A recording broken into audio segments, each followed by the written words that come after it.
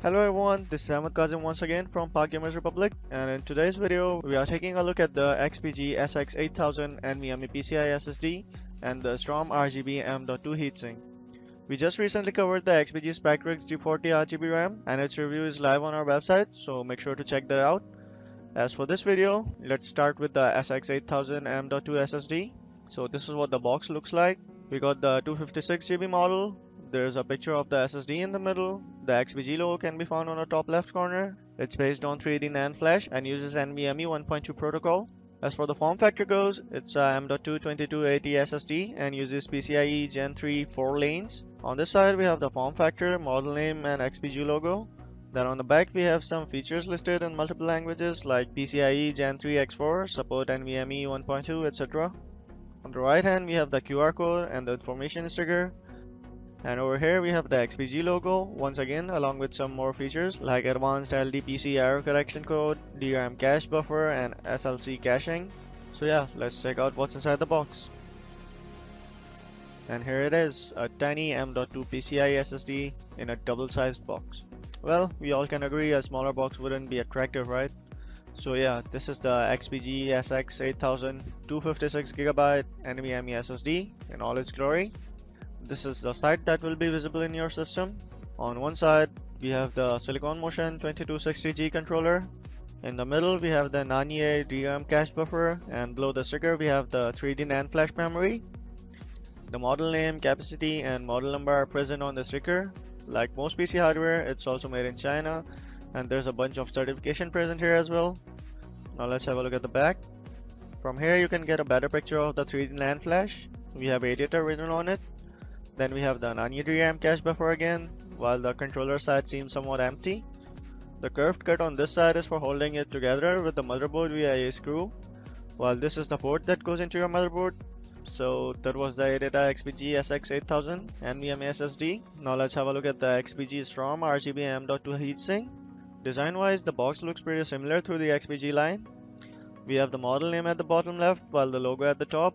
Then all the compatible RGB software are listed on the top right corner, and in the middle we have the picture of the Storm M.2 heatsink. The heatsink also comes with a tiny fan for the airflow.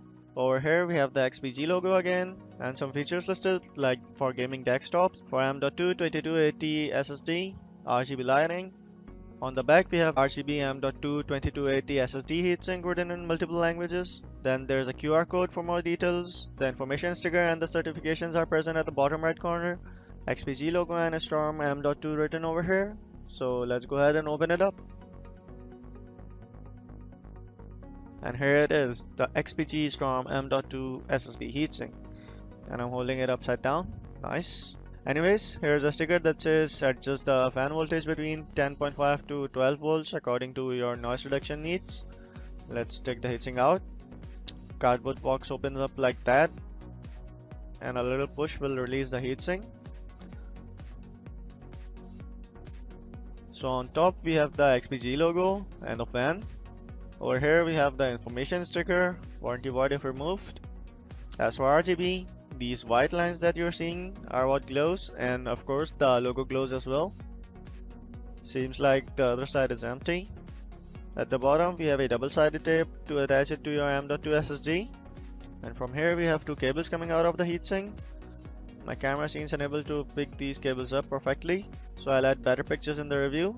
Anyways, we have a 4-pin cable that's most likely for the RGB LED, and then we have a 2-pin cable that's going to be for the fan. Let's see if we got anything else in the box, and we sure did. So there's some screws and a cable with Molex connector. Let's check out what it actually is. So we have one 2-pin Molex to 2-pin cable. That's to power the fan, I'm guessing. It's pretty long, so yeah, better cable management as well. We also got a 2-pin to 3-pin power cable, so you can power the fan directly from your motherboard.